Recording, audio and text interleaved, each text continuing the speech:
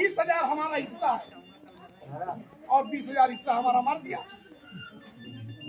और टोटल इसी सतीश द्विवेदी ने हम लोग की आंखों के सामने अपने मंत्री रहते हुए भी हिस्सा खा लिया।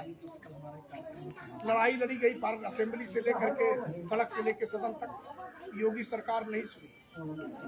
शाम को मुलाकात करेंगे। हमने कहा कि इस सरकार में रहने से कोई फायदा नहीं, हम विधायक रहे या ना रहे, एमपी एमएलए बनाओ आप या ना बनाओ, लेकिन हम अन्याय बर्दाश्त नहीं कर सकते। हम अपने लोगों के अधिकार के लिए उत्तरदायी हैं। अगर हम अपने लोगों का अधिकार सरकार में नहीं दिला सकते, ऐसी पार्टी भाजपा और ऐसी विधायक की पद को मैंने लात मार दिया, पहला व्यक्ति मैं। अगर हमें आप सबकी चिंता ना होती, अपने नौजवानों के प्रति अगर चिंता ना होती, अगर आरक्षण और संविधान की चिंता ना होती, तो आज सोहरतगढ़ से मैं फिर एमएलए बनता। आप पता कर लीजिए किसी भी सोहरतगढ़ में, तो यही कहेगा पार्टियां ना छोड़े हो तो जीत जाओ, यही कहेगा, कुछ नहीं कहेगा। तो हमने कहा मैं विधायक बन के क्या करूंगा, केवल अपना अगर देखना हो तो फिर हम बाबा साहब को और माननीय काशीराम साहब के अनुयायी कहाँ है, फिर हम उनके विचारों को कैसे आपके बीच में लेके लड़ेंगे। तो अगर बाबा साहब का, माननीय काशीराम साहब का अगर विचार लेके चलना है तो अपना सुख फेंकना पड़ेगा, आपका सुख पहले देखना पड़ेगा, आपका अधिकार पहले देखना पड़ेगा। क्योंकि माननीय काशीराम साहब को अगर जानते हैं तो बड़ी नौकरी छोड़ करके और अपने देश के 85% लोगों के लिए कितना संघर्ष किया होगा। तो हमारे पास तो खोने को लिए और था नहीं कुछ, अपने समाज को अधिकार दिलाने के लिए सिर्फ एक विधायकी थी और ये भारतीय जनता पार्टी जैसी गन्हाउर पार्टी थी, इसीलिए मैंने छोड़ दिया। हम 85% लोग मिलकर के हिंदू के नाम पर, अयोध्या के नाम पर, धर्म के नाम पर, हिंदू मुसलमान के नाम पर सरकार बनाते हैं और सरकार बन जाने के बाद बाबा साहब के दिए हुए संविधान में एक वोट राजा को, एक वोट रंक को, एक रानी को, एक नौकरानी को, सबको समानता का अधिकार मिला। और उसके बाद हमारा बहुसंख्यक समाज उपेक्षित है इस सरकार में। किसी जिले में आप देखो ना, आप बुजुर्ग लोग हैं यहाँ, आप देखो आपको न्याय कैसे मिलेगा। धौरहरा में अगर ठाकुर पीटेगा नहीं तो क्यों नहीं पीटेगा, जब आपका कोई नेतृत्व करने वाला ही नहीं है, जब आपका कोई नेता नहीं है, आपका कोई नहीं है, तो आप तो पीटे जाओगे। भले आप 100 घर में 95 घर रहो, चाहे 5 घर हो रहे, ऐसे ही अन्याय हो रहा। अभी आप देख रहे हो जूते में पानी पिला दे रहे हैं जबरदस्ती। दलित समाज का, बैकवर्ड समाज, दलित समाज का लड़का अगर स्कूल में पानी छू लिया है तो अभी मास्टर ने उसको मारते मारते इतना मारा कि वो गुजर गया, ये भी पढ़े होंगे। अभी देखा कि मध्य प्रदेश में एक आदमी को एक जबरदस्ती उसने पेशाब कर दिया। अभी आपने चित्रकूट में देखा एक दलित व्यक्ति लड़का था, वो लाइन का काम जानता था और वो अपने वो उसमें चला गया ननिहाल की लाइट थोड़ा गड़बड़ थी, तो गाँव वाले कहीं नहीं फलनवा आई गए यार, तो कहीं जोड़ देते कम से कम। वो बेचारा गांव के कहने नाते अपने ननिहाल की लाइन थोड़ा जोड़ दिया। और वो एक ठाकुर था वहाँ का जो सरकारी लाइन में, वो आया, इतना मारा उसको, इतना मारा उसको, या आप यूट्यूब पर नौजवानों देखे होंगे तो देखे होंगे। अभी इस दौर में हमारी ये स्थिति है और हम खुले आंखों से, खुले कानों से सुन और देख रहे हैं सारे, तो हमसे बड़ा तो जुल्मी कोई है ही नहीं। हमारे महापुरुषों ने कहा है कि जुल्म करने वाला जुल्मी अगर है तो जुल्म सहने वाला भी जुल्मी है। जितने जुल्म कहोगे आप उतने बड़े जुल्मी हो। इसलिए लोकतंत्र में इन्हीं सबको देख करके अधिकारों को, मैंने कहा कि भाजपा में हम लोग की विचारधाराएं नहीं, हम लोग माननीय साहब बाबा साहब के अनुयायी, उनके विचारों को, उनके मूवमेंट पर चलने वाले लोग। और अजीब रास्ता है, पहला व्यक्ति हूं मैं, लड़ता हूं। अभी भी आप खोलोगे तो मेरा सब आएगा बोलने। इस जनपद में सांसद कौन है, कौन बिरादर है, उसके पहले कौन था? 3 बार वो था, 3 बार हो गया, 6 बार हो गया। अच्छा, वासी में 8 बार से विधायक कौन है, कौन बिरादर है? जिला पंचायत अध्यक्ष कौन बिरादर है आपकी जिले में? स्नातक कौन पढ़ा है इसमें भाई? ग्रेजुएशन कौन किया? क्या लोग किया? कोई ग्रेजुएशन किया है?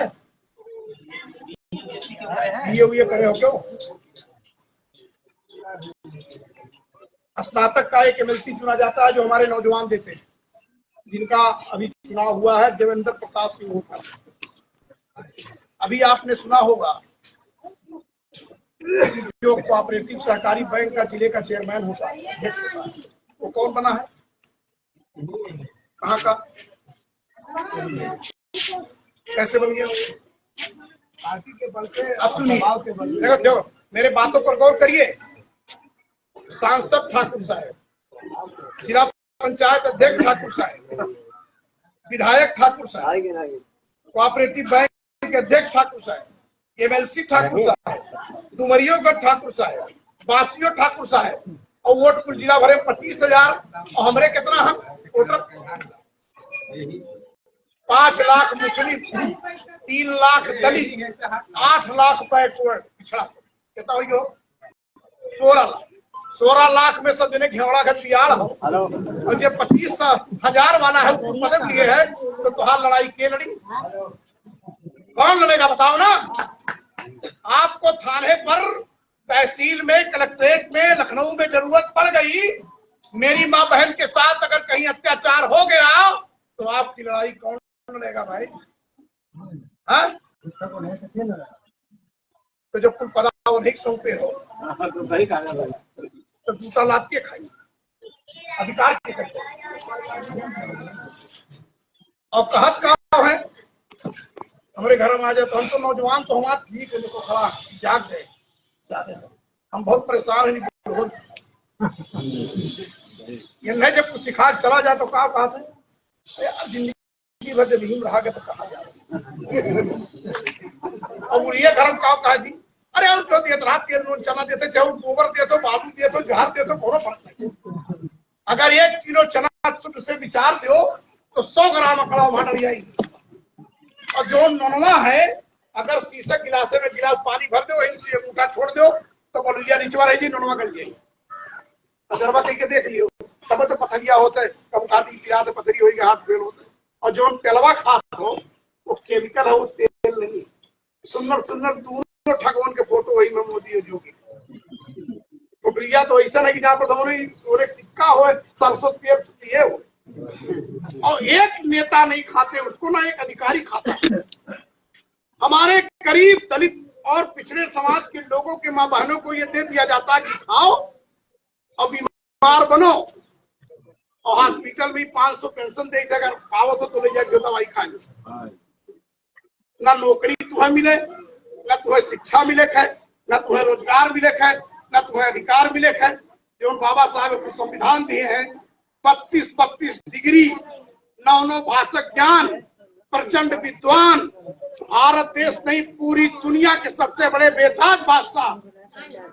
आज तक उतना बड़ा विद्वान, उतनी बड़ी विद्वता, उतनी डिग्री किसी मनुष्य के पास नहीं थी। उन्होंने संविधान बनाया था।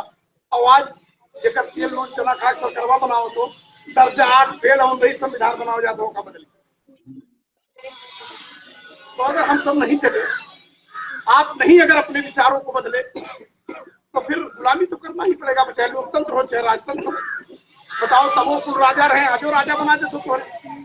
अब बाबा साहब ने कहा था, एक वोट इसलिए दिया था कि ताकि अपने समाज का व्यक्ति जिता करके भेजो पार्लियामेंट में, असेंबली में, और अपनी सरकार बनाओ और अपना अधिकार सुरक्षित रखो, तब तुम्हारे साथ न्याय होगा, तब तुम्हें नौकरी मिलेगी, तब बाबा साहब का संविधान सार्थक होगा।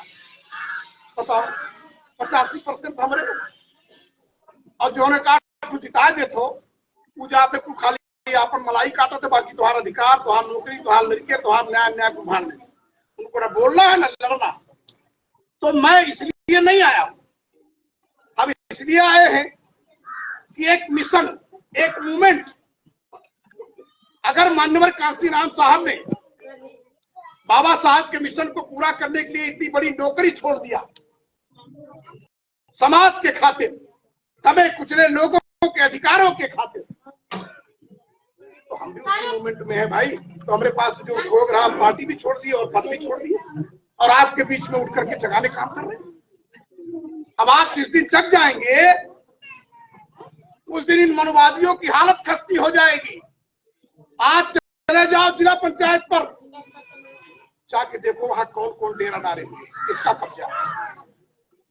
एमपी साहब क्या चले जाओ, कौन कब्जा करके बैठा, जरा देख लो। एक एप्लीकेशन लेके जाना, सबसे पीछे तुम रह जाओ, तुम्हारा नंबर नहीं आएगा, चले आओ, तुम्हारी सुनवाई नहीं होनी। वही मैं तमाशा देखता हूँ, क्योंकि जहां उनका घर वही मेरा घर। जब वैसे ना ही सुन जाला तब लास्ट में लगाया हो नहार बाद हो काला दादा 8 बजे आ रहे, 1 बजे फिर चला गया उस बन के। बाकी जो लफड़बाज हैं वो तो अपना काम करा रहे हैं, मलाई काट रहे हैं, वोट आपका ले रहे। आपकी बस्ती में कोई आएगा, आएंगे तो कोनो गांव बड़ नहीं, आप कोई गया जाके बैठिए पहले बाबा बाबा किया। और चौधरी अमर सिंह ना जाते, पहले उजाला कहा कि जहां क्यों ना जाए। ये हमारी आदत है, हमें कभी नहीं देखोगे। मैं विधायक था तब भी यही था, मेरे सोनगढ़ में पहचान है कि 2500-300 गांव पर जिन दलित बस्तियों में किसी ने खंजा नहीं लगाया था, मैंने सबसे पहले वही लगवाया, वही काम किया, मैंने पता कर हुआ। तो मैं इतने कहने आया हूं कि आप अपने बेटे भाई को पहचानो, आप जानने का प्रयास करो। और ये मिशन मैं अकेले पूरा नहीं कर सकता, आप पहले बोलना सीखो। अपने अधिकारों के प्रति आपको लड़ाई लड़नी पड़ेगी, चौराहे से लेकर के और शहर तक, दुकान से लेकर के और बैठक तक। शादी में जाइए, चौराहे चाय पीने जाइए, अपने नात बात के यहाँ जाइए, इष्ट मित्र के यहाँ जाइए, 4 हो, 40 हो, 400 हो, 4000 हो, आप उनको समझाइए। अगर एक लोग जिम्मा ले लेंगे आप, तो ये कारवा बन जाए। चंद्रशेखर जी मजबूत होंगे तो आप मजबूत होंगे। और मैं एक बात और साफ साफ बोल दूं, ये चक्कर में ना रहो कि बहन जी के जमाना वो रहेगी। इसीलिए हम लोग का मूवमेंट अलग चल रहा है। मान्यवर साहब का सपना चकनाचूर हो गया जिस दिन वो इस दुनिया में नहीं रहे। अब बहन जी ने, मान्यवर साहब ने जो मिशन लाया था उसका सीधा उल्टा करके इन्होंने भाजपा के साथ अपने आप को बांध दिया है। यही लड़ाई पार्लियामेंट में डुमरिया से क्या लड़ा रहा, हाथी से क्या लड़ा रहा, अबासी के रहा, और सौरभगढ़ के रहा, और इटवा के रहा, कितने पाए रहे हो हमने कहा। तो जब सीधे उल्टा कई डाले दिए तो संगति नहीं की। भाजपा के खिलाफ जाने की हैसियत, बोलने की हिम्मत, बोलना चाहिए। अगर किसी दलित समाज, बैकवर्ड समाज और दबे कुचले खिलाफ अगर कुछ अन्याय माँ बहन के साथ हो रहा है, कहीं बहन जी का आवाज नहीं सुने होंगे। और बोलना चाहिए भाजपा के खिलाफ, बोलनी सपा और कांग्रेस के खिलाफ जो सत्ता नहीं। इसलिए हम लोग का मूवमेंट चेंज हो गया।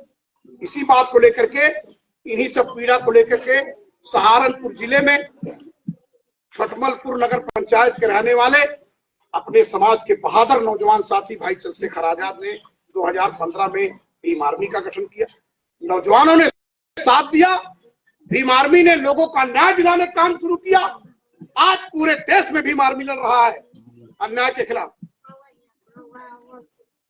और 2020 में आजाद समाज पार्टी की स्थापना की और बाबा साहब के मान्यवर साहब के मिशन को आगे ले जाते हुए आज कहीं भी आप तो नौजवानों को पता कि कितना संघर्ष, कितना साहसी आज पूरे सरकार से अगला बंदा लड़ रहा है। अमर सिंह अगर चाहे ले तो भी नहीं, जो निधन से कहो तो निधन से टिकट ले। मेरे भाई अगर चाह रहे चंद्रशेखर जी तो उन्होंने हेलीकॉप्टर उनके घर पहुंच जाए, लेकिन किसके लिए लड़ रहे हैं भाई? सिर्फ पदे से नहीं मतलब है ना, मतलब है आपके अधिकारों को भी बताना, आपको भी तो जगाना। हमारा आपका शोषण हो रहा है बहुसंख्यक में रहने के बाद भी, तो कोई ना कोई तो जगाए। हम नहीं लाभ पाएंगे तो हमारे मित्र लोग तो लाभ पाएंगे, हर परिवार के लोग तो लाभ पाएंगे। ये कोई जरूरी थोड़ा है कि हम ही बोए हैं तो हम ही काटें। होना जरूरी है, जगाना जरूरी है।